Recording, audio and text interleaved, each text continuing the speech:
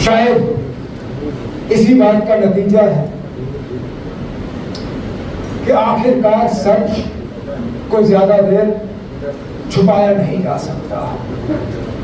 लाख कोशिशें बीजेपी की, उनके साथी पार्टियों की, मरकज की हुकूमत की, यहां की एडमिनिस्ट्रेशन की, कि शेर कश्मीर को वो जलील करें, शेर कश्मीर का नामो निशान यहां के लोगों के दिलों से हटाएं।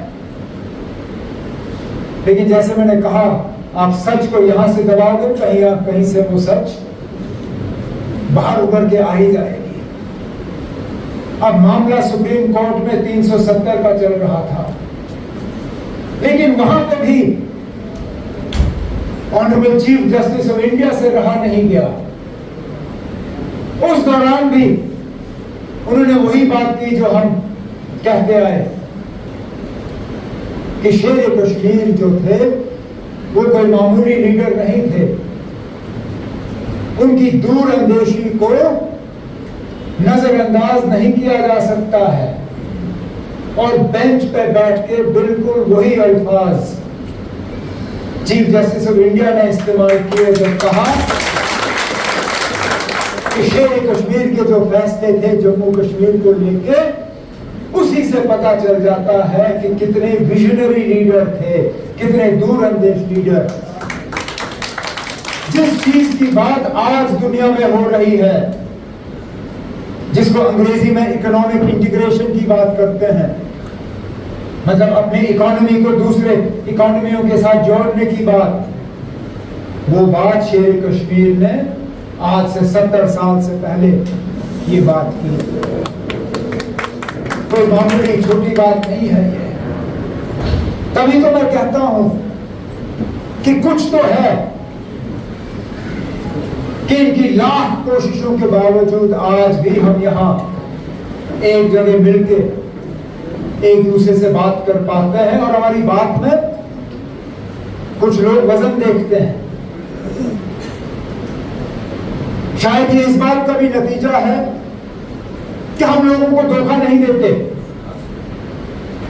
लोगों को गलत रास्ते की तरफ नहीं लेते। 35-40 साल पहले जब यहां कश्मीर में हालात बिगड़ना शुरू हो गए थे, उस वक्त भी जब बंदूक की बात चली तो हमारे कायद जनाब फारूक अब्दुल्ला साहब ने हजरतगंज में तकरीर की और जम्मू कश्मीर के नौजवानों को कहा कि नौजवानों, ये बंदूक मत उठाओ, इसमें सिर्फ और सिर्फ हमारी तबाही और बर्बादी लिखी हुई है। अगर आपको फारूक अब्दुल्ला पसंद नहीं है, मैं चला जाऊंगा, लेकिन कम से कम फारूक अब्दुल्ला को हटाने के लिए इस बंदूक का सहारा मत लीजिए। वो दिन और ये दिन साबित हुआ कितनी तबाही और बर्बादी इस बंदूक ने लाई। कब्रिस्तान के कब्रिस्तान भर गए। जिस दफ्तर में हम खड़े हैं, सैलाब से पहले यही कमरा तस्वीरों से भरा होता था। इन दीवारों पे उन मेरे साथियों की तस्वीर होते थे जिन्होंने इन 30-35 सालों में अपनी जान की कुर्बानी दी, सिर्फ इसलिए क्योंकि वो जम्मू कश्मीर के लोगों को गुमराह करने के लिए तैयार नहीं थे। वो बार बार कहते रहे कि अगर जम्मू कश्मीर में कुछ हासिल करना है तो इसी मुल्क से हासिल करना है, इस मुल्क के आईन से हासिल करना है। 2019 के बाद भी जब कुछ लोग हमें झांसा देते थे, हमें छेड़ने की कोशिश करते थे, कहते थे आप लोग सड़कों में क्यों नहीं उतरते हो, नौजवानों से एहतजाज क्यों नहीं कराते हो। उनसे कहता था आप एहतजाज से हमने कुछ नहीं हासिल किया। यहां के नौजवानों को हाथ में पत्थर देके उनके मुस्तकबिल के साथ खिलवाड़ नहीं करना चाहता हूं।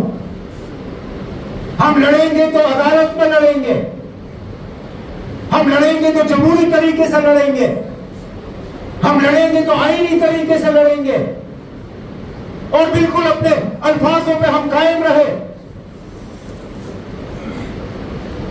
आज मुझे उस बात की तसल्ली है कि इससे बेहतर हम कर नहीं सकते थे। इस मुल्क के सबसे बेहतरीन से बेहतरीन वकील, अगर इस मुल्क के 5 बेहतरीन वकील के नाम आप गिनोगे तो उन 5 में जरूर आप कपिल सिब्बल जी का और गोपाल सुब्रमण्यम का नाम उस लिस्ट में पाओगे। दोनों वकीलों ने सुप्रीम कोर्ट में नेशनल कॉन्फ्रेंस की तरफ से वहां अपना मौक़िफ़ सामने रखा।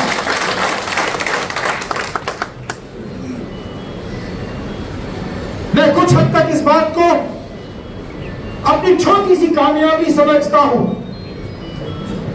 तो जो लीडर कल तक कह रहे थे कि 370 गया,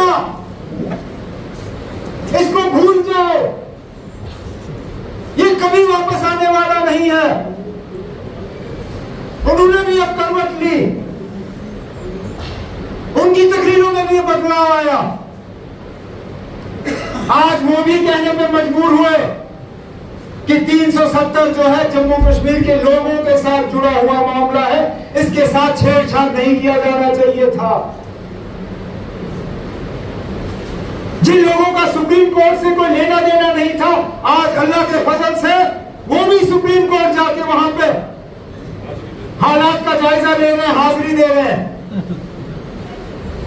बाकी हार जीत अल्लाह ताला के हाथ में है। इंसान तो सिर्फ कोशिश कर सकता है और कोशिशों में हमने कोई कसर बाकी नहीं रखी है।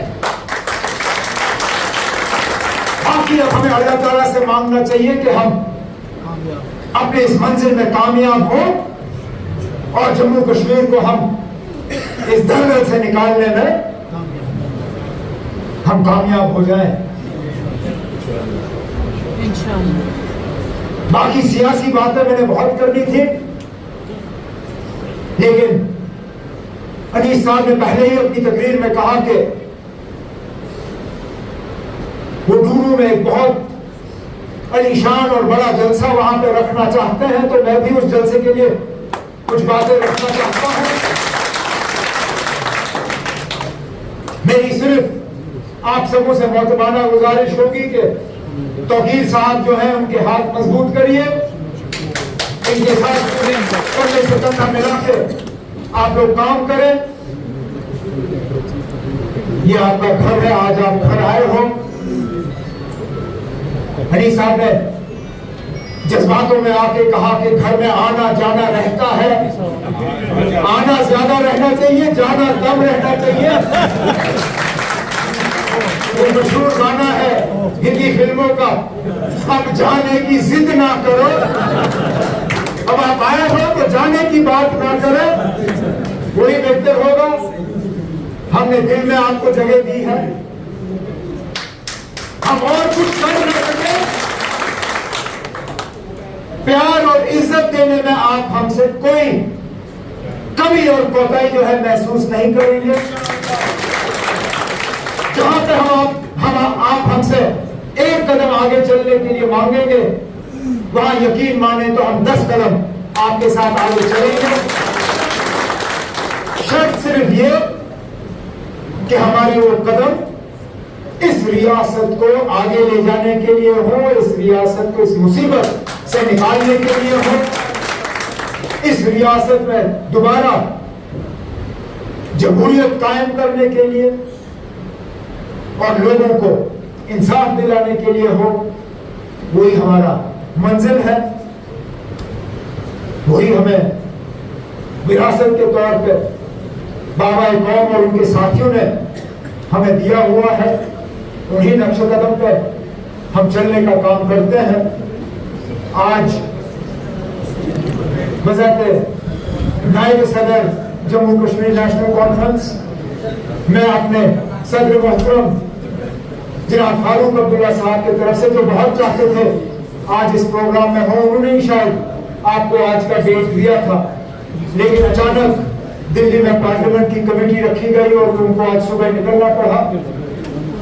इंशाअल्लाह जब नूनू में आपका जलसा होगा मैं तो वहां पर होऊंगा ही हूं।